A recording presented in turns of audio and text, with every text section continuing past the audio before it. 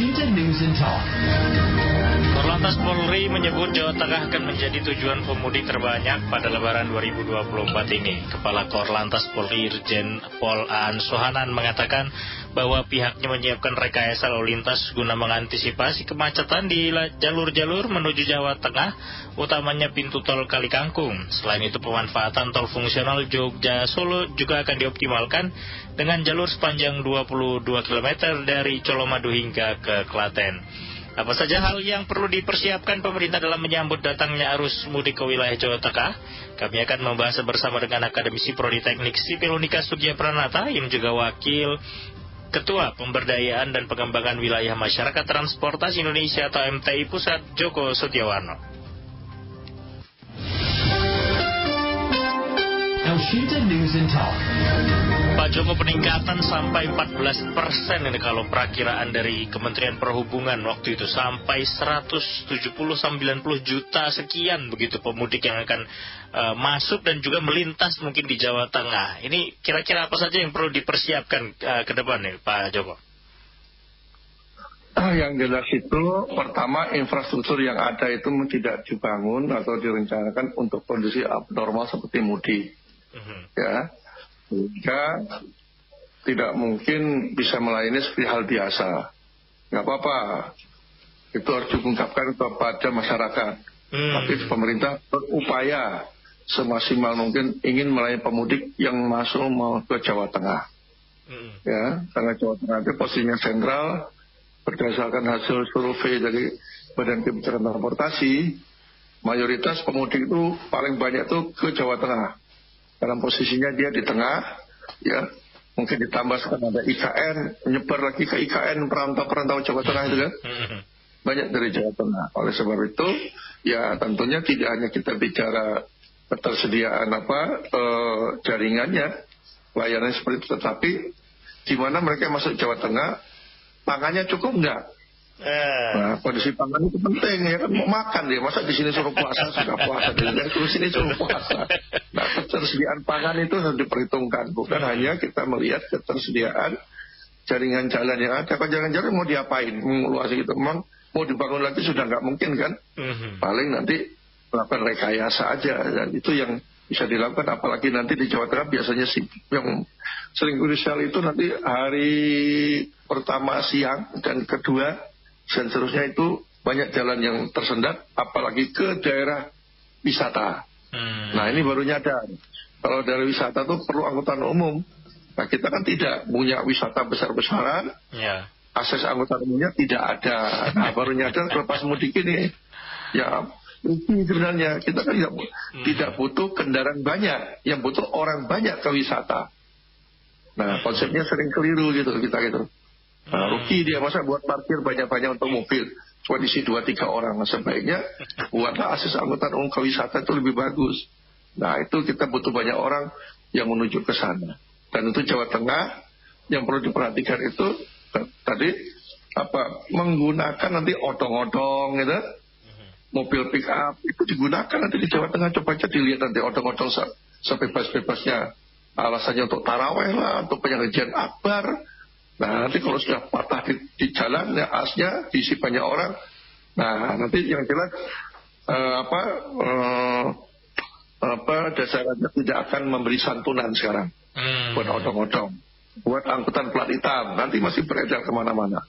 Belum lagi ini perlintasan sebidang. Nah ini jadi problem, perlintasan sebidang ya. Persiapan itu penting. Memang kita tahu Pemda Jawa Tengah, Jawa Timur itu sangat perhatian pada perlintasan sebidang cukup tinggi. Bahkan Jawa Tengah pernah mendapatkan penghargaan tahun 2022 yang lalu, penghargaan bagaimana mereka kebijakan perlintasan sebidang itu dengan dari pusat cukup bagus lah. Tapi ini ketika mudik itu biasanya korban perlintasan sebidang itu orang yang belum pernah lewat di situ. Nah gimana caranya menaruh mereka? Yang sudah lewat aja kena, apalagi yang belum kan? Betul. Nah itu nanti ya, kalau jalan-jalan saya pikir memang itu kapasitasnya ya seperti biasa. Sebelum kita mikirnya sebelum pandemi sering terjadi pasar tumpah itu terbuka, ya. Pasar Tumpah, ya mungkin mulai menggerakkan juga Saka Bayangkara Pramuka. Ya, kita selama ini kan tol arterinya juga mulailah. Artinya saya selalu mendorong pemudik kalau di Jakarta jangan terpaku jalan tol, masuk jalan arteri. Di arteri itu banyak loh orang jual kuliner, tempat istirahat, tempat untuk sholat masjidnya banyak daripada maksa di jalan tol. Jalan tol rest area yang terbatas, ya kan? Kalau lelah nanti di bahu jalan bahaya nanti, karena bahu jalan itu tempat kondisi darurat, nggak boleh untuk istirahat. Keluar. Nah di Jawa Tengah saya lihat mulai tahun lalu ada rest area umpamanya di Kopeng. Nah itu dipromosikan. Keluarlah ke Salatiga, Anda ke Magelang lewat Kopeng. Itu bagus kok. Sejuk udaranya, rest areanya juga menarik. Ada di Kopeng, di seberangnya pasar Kopeng itu kan. Nah mungkin ya dibangunlah beberapa tempat di Jawa Tengah ya. Saya kira Jawa Tengah itu menarik kok. Keluar dari tol Salatiga sudah banyak orang jualan kan. Itu satu-satunya tol di Indonesia. Ketika keluar itu banyak rumah makan ya tol Salatiga itu. Ya memang menarik tadi kalau Pak Joko sampaikan ya, tidak hanya infrastruktur jalanan, jembatan dan lain-lain sebagainya, tol juga begitu ya, yang harus diperhatikan. Tapi tadi ada aspek lain, pangan, kemudian tempat wisata dan lain-lain sebagainya. Tapi apakah fokus pemerintah kita sudah ke sana, Pak? Atau ya kalau beberapa waktu yang lalu ya memang yang ngomong, yang berhadapan langsung dengan awak media ya orang Kementerian Perhubungan, orang Kementerian PUPR begitu, Dirlantas begitu. Cuman yang Badan Pangan begitu, Kementerian Pertanian itu tidak keluar untuk menyampaikan stoknya seperti apa di masing-masing daerah, Pak Joko. Ya, dari rekan-rekan saya yang ada dinas di provinsi, mereka memang sudah memikirkan itu.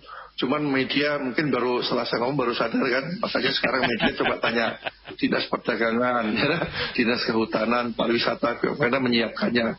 Termasuk juga BNPB ya untuk bencana. Karena lebaran kali ini nampaknya cuaca kita kurang mendukung. Betul.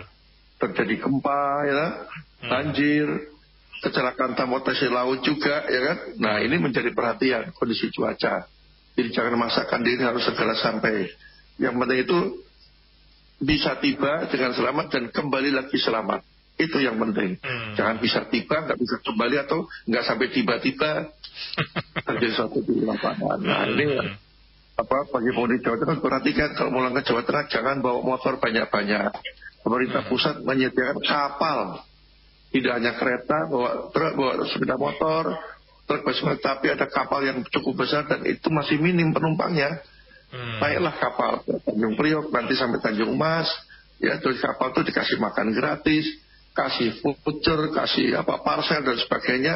Nah kalau sudah sampai Tanjung Mas, nanti kan naik motornya mungkin 2-3 jam lah ke Magelang atau ke Solo, masih pangeran lah ya.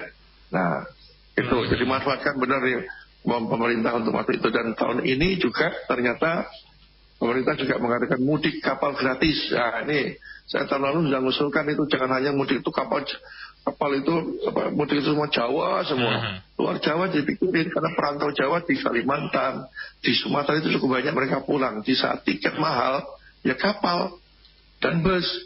Nah sekarang kapal itu paling tidak kalau Jawa Tengah itu orang dari mana? Dari Kalimantan, Pontianak, Ketapang, Pangkalan Bun, Sampit, Banjarmasin, Balikpapan. Itu banyak orang Jawa Tengah. Kapalnya gratis saja. Nah, kalau dari Sumatera itu daerah transmigran, itu banyak orang Jawa. Kasihlah bis gratis dari Sumatera Utara, Sumatera Barat, Jambi, Sumatera ke Jawa. Bahkan yang menarik justru Pemprov Sumatera Selatan. Mereka ngadain bis gratis dari Sumatera Selatan ke Jawa Tengah, Jawa Timur. Nah, Jawa Tengah juga saya lihat untuk menjemput sudah rutin kan. Menjemput dari Jakarta, setiap kabupaten diperintahkan 2 bus, mungkin ditingkatkan 3-5 bus lah setiap kabupaten kota itu masih mampu lah untuk jemput mereka, agar mereka tidak banyak-banyak pakai kendaraan pribadi terutama motor gitu. Iya, ini menjadi mungkin evaluasi semua pihak yang terlibat dalam proses mudik ini ya, Pak Joko ya. Tapi kalau kita lihat nih, tadi pagi Elsinta baru wawancara dengan anggota Komisi 5 DPR RI, Pak Suryadi, mengatakan pemerintah ini kesannya gagap ketika bertemu dengan fase mudik. Padahal ini adalah agenda rutin setiap tahun yang dilaksanakan, tapi terus berulang. Ini apakah demikian kalau Pak Joko melihatnya? Nah, sebenarnya inovasinya sudah nambah lah ya. Ya memang sebenarnya dibutuhkan adalah pengakuan tadi saya belum mengakui bahwa infrastruktur yang ada itu tidak bisa untuk kondisi normal seperti abnormal. Tapi pemerintah berupaya semaksimal mungkin untuk melayani pemudik. Itu aja kalimatnya. Ya kalau lambat-lambat tidak apa-apa lah. Masa nanti diceritain lurus lempeng nggak mungkin. Pasti macet.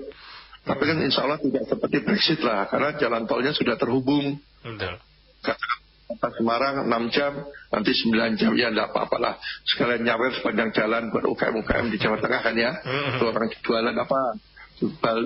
Sate balibul, batibul itu kan. Nah, nyawer duit itu kan. Buat beli semongkok, beli apalah gitu loh. Nah, itu biar kebagian. Nah, sepanjang perjalanan. Gitu. Ini kalau misalnya mudik dengan Jawa Tengah menjadi target yang mungkin akan banyak jadi masyarakat kembali ke Jawa Tengah, mana yang harus memprioritaskan kemudian persiapan menerima masyarakat ini, pemerintah pusat atau Pemprov Jawa Tengah ini kira-kira Pak Joko? Ya tentunya kolaborasi lah ya. Pemerintah pusat dan pemerintah daerah tidak bisa, toh mereka sama-sama pemerintah lah, pusat dan daerah seperti itu. Dan saya juga minta pemerintah pusat juga mengapresiasi lah pemda-pemda yang memberikan mudik gratis atau punya inovasi untuk pemudik ini, setiap tahun diberi apresiasi, penghargaan atau apalah bentuknya ya, yang mereka inovasi itu diakui oleh pemerintah itu. Dan selama ini alhamdulillah masih lancar-lancar aja lah. Cuman tadi catatannya daerah wisata itu yang nampaknya belum perhatian untuk akses angkutan umum. Selalu berpikir orang bawa mobil. Jangan. Angkutan umum kita kan butuh orang, bukan butuh mobil ya kan. Orang yang banyak itu wisata. Dieng nanti jangan sering macet. Suruh tahan di bawah. Sediain bis ke Dieng. Biar parkir di bawah, bayar. Tak alun-alun Wonosobo, mau suruh parkir di situ. Suruh bayar dari Wonosobo ke atas. Kasihkan bus wirawiri, naik turun tiap setengah jam, 15 menit. Wah, itu menghasilkan buat daerah. Gitu loh. Iya. Tapi tadi mengantisipasi infrastruktur yang ternyata tidak dipersiapkan untuk momentum abnormal seperti mudik ini haruskah jadi bahan evaluasi juga atau tidak ini kira-kira Pak Joko? Ya, yang hanya bisa dilakukan biasanya rekayasa lalu lintas. Bisa ganjil genap, bisa one way, bisa kontraflow. Cuma menurut saya yang paling realistis itu kontraflow aja. Kalau one way itu nggak ada peluang untuk balik. Kalau kontraflow berarti ada satu lajur disediakan untuk digunakan untuk balik. Apalagi mudik lebaran tahun ini ternyata animo atau minat masyarakat menggunakan angkutan untuk lebih tinggi daripada sebelumnya. Kalau sebelumnya itu paling tinggi itu mobil pribadi, sepeda motor. Sekarang nggak, kereta sama bus. Nah kita tahu apa? Sekarang tuh kereta pelayanannya bagus, tepat waktu, ya. Bus juga makin banyak bis-bis bagus kan. Kalau dulu bus itu dari Jawa Tengah ke Jakarta itu bisnya yang bagus-bagus itu malam. Iya betul. Pagi itu bis kumel ya. Semuanya kan naik lagi Pak Joko, betul. Kambing naik, sayur naik, betul. Nah ya, sekarang bis kumel tuh hilang. Orang-orang melarat, ya itu nggak punya duit, taunya bisnya AC, kan? Ya bagus lah. Sekarang bis ekonomi juga AC. Bahkan bis akap yang eksekutif yang dulu malam sekarang pagi hari ada. Dampak dari terhubungnya jalan tol itu ya tanpa disadari ada dampak positifnya juga, ya kan? Nah, tetapi tadi jangan one way lah, kontraflow biar apa? Karena animo banyak, tentunya kan banyak mau naik angkutan umum, sehingga jemputnya tuh nggak seperti tahun lalu mereka menunggu sampai 6 jam di terminal penumpang. Belum lagi sopir itu kan lelah kan, lama nanti kan bahaya juga. Gitu loh, biar cepat sampai jemput lagi, nggak nunggu di lama, sehingga mungkin pada saat mudik bis itu bisa sampai ya 2 kali PP lah. Kan senang kan menambah pendapatan mereka gitu. Tapi upaya dari pemerintah sendiri sudah maksimal belum ini tidak Pak Joko kalau melihatnya? Ya tentunya namanya pemerintah harus berinovasi terus setiap tahun. Saya kan dinamis ya.